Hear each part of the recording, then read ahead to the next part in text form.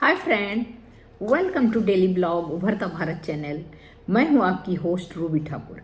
दोस्तों, आप मेरे चैनल को लाइक, सब्सक्राइब और शेयर करें। आपके सपोर्ट से ही चैनल मेरा ग्रो हो सकता है। तो दोस्तों, आज है सफलता का असली मंत्र क्या है। पैसा कभी मेहनत से नहीं आता है। इसका इंस्पायर जो है, ये जो तथ्य है, ये जो मंत्र है, ये ओशो का है। ओशो को आचार्य रजनीश के नाम से भी जानते हैं। उनका है कि आपको पैसा जो है, अगर ऐसा रहता कि पैसा मेहनत से आता, तो हर वो मजदूर जो कि पसीना बहाता है वो राजा रहता, सम्राट रहता, और हर वो सैनिक जो सोने चांदी से लदा हुआ होता, जो कि श्रम करता है सीमा पे। तो पैसा कैसे आता है, उसका जो सफलता का असली मंत्र क्या है। धनवान धनी होने का, मेहनत करने से कोई धनवान नहीं होता है। धनवान कैसे होता है वो मैं आपको बताती हूँ कि धनवान कैसे होता है। धनवान जो है, जो जितना श्रम करेगा उससे वो धनवान नहीं होता है। प्रश्न, लेकिन ये धन श्रम करने वाला नहीं धनवान होगा, इसका साहस नहीं है किसी को कहने का। जो सबसे ज्यादा पसीना बहाएगा वो अमीर नहीं होता है। खेत में दिन रात झुककर काम करने वाला किसान महल में रहने वाला राजा से अधिक श्रम करता है, फिर भी वह धन राजा के पास होता है।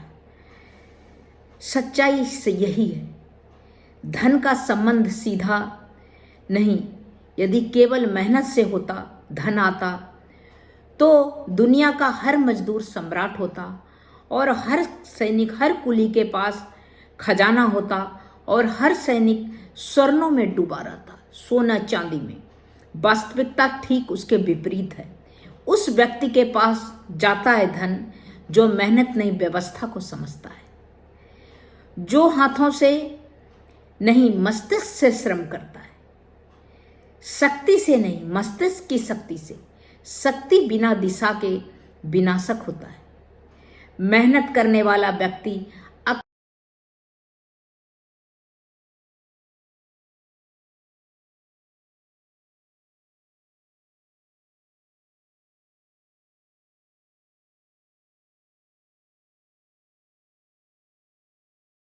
अक्सर अपने श्रम में इतना डूब जाता है कि वह देख नहीं पाता कि उसका श्रम किसके लिए फल दे रहा है, खुद के लिए या दूसरे के लिए फल दे रहा है। धन वहाँ पैदा होता है जहाँ मूल्य पैदा होता है, और मूल्य केवल श्रम से पैदा नहीं लेता, जन्म नहीं होता उसका।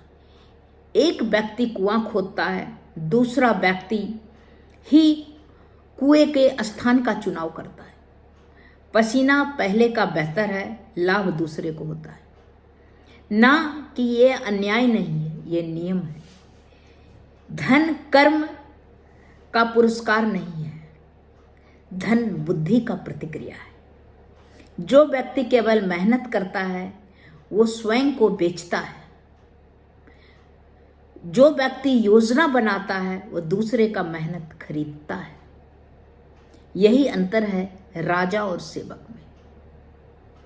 सेवक सोचता है कि आज कितना काम करता है, सोचता है। राजा जो है व्यवस्था करता है।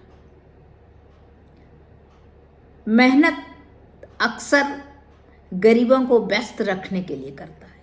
सबसे बड़ा हथियार है व्यस्त रखने का। उन्हें इतना थका दिया जाए कि उसमें सोचने की क्षमता खत्म हो जाएगी। सोच खतरनाक होती है क्योंकि सोच प्रश्न पैदा करती है, और प्रश्न व्यवस्था को हिला देती है। इसलिए समाज में मेहनत की पूजा करता है पर बुद्धि से डरता है। धन वहां नहीं जाता जहां सबसे ज्यादा श्रम हो। धन वहां जाता है जहां निर्णय लिए जाते हैं। निर्णय लेने वाला व्यक्ति गलत भी निर्णय ले सकता है, सही भी ले सकता है। ना लेने वाला हमेशा गरीब रहता है। जो केवल मेहनत करता है वो समय बेचता है, अपना बहुमूल्य समय को बेचता है, और समय की कीमत सीमित होती है। जो व्यवस्था बनाता है वह समय को नियंत्रित करता है, रोकता है। समय पर कोई सीमा नहीं। धन कभी भी थके हुए व्यक्ति के पास नहीं जाता है। धन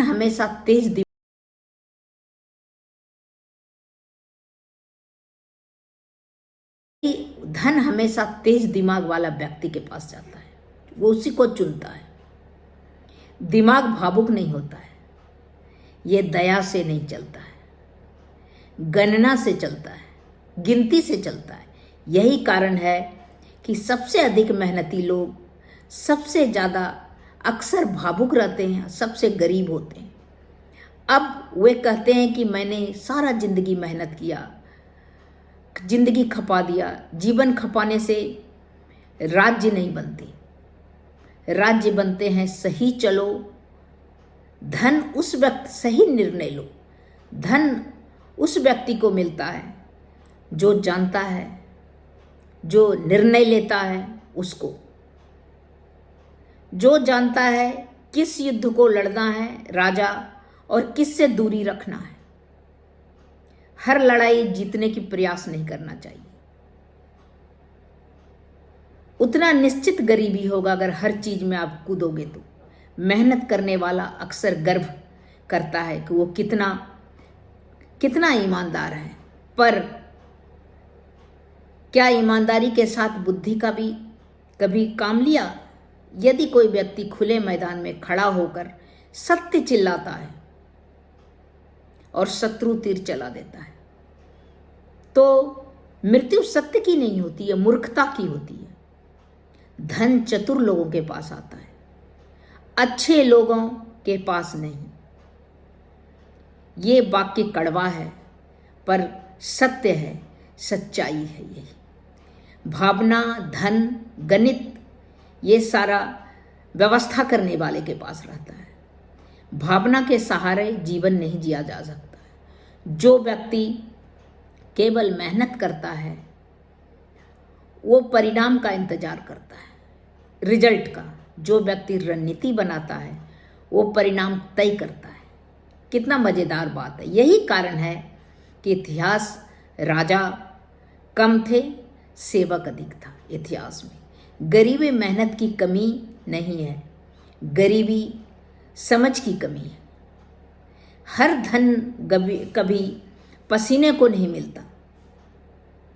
धन है जो व्यक्ति जीवन भर केवल मेहनत करता है, उसके पास धन नहीं आता है। धन व्यवस्था बनाने वाले के पास आता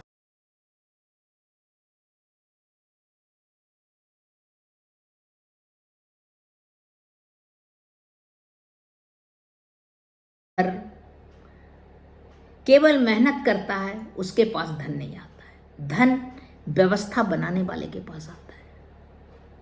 तो दोस्तों, इसका साफ मतलब है ओशो का जो ये वाक्य है कि धन मेहनत के पसीना बहाने के साथ साथ दिमाग का मेहनत जो है वो आपको सबसे ज़्यादा सक्सेस बनाएगा।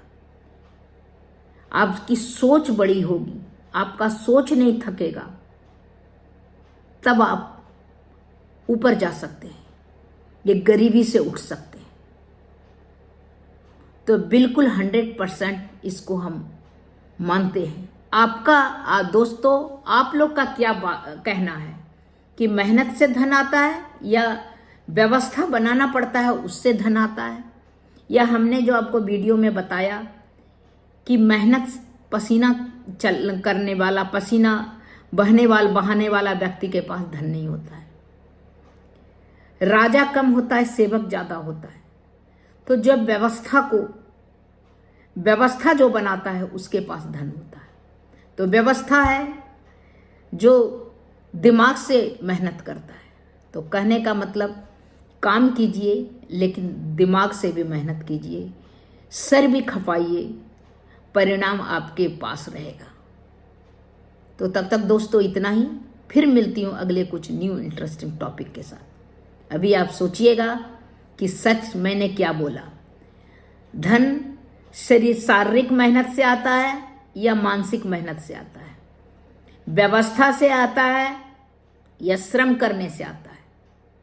तो मैंने सही कहा, कुली भी बहुत राजा रहता, कोई मजदूर भी सम्राट रहता, और सैनिक भी स्वर्णों से भरा रहता अगर पसीना बहाने से धन आता है। और मेहनती व्यक्ति या इन लोगों को इतना इन लोगों से मेहनत कराया जाता कि सोचने की शक्ति इनकी छीन जाती है और फिर प्रश्न नहीं आते। तो इस पर आप सोचिएगा, ये कितना गहराई वाला बात है। और आपको अगर नहीं लगता है कि ये नहीं आता है तो आप जवाब दीजिएगा कि कैसे आता है। तो तब तक इतना है, फिर मिलती हूँ।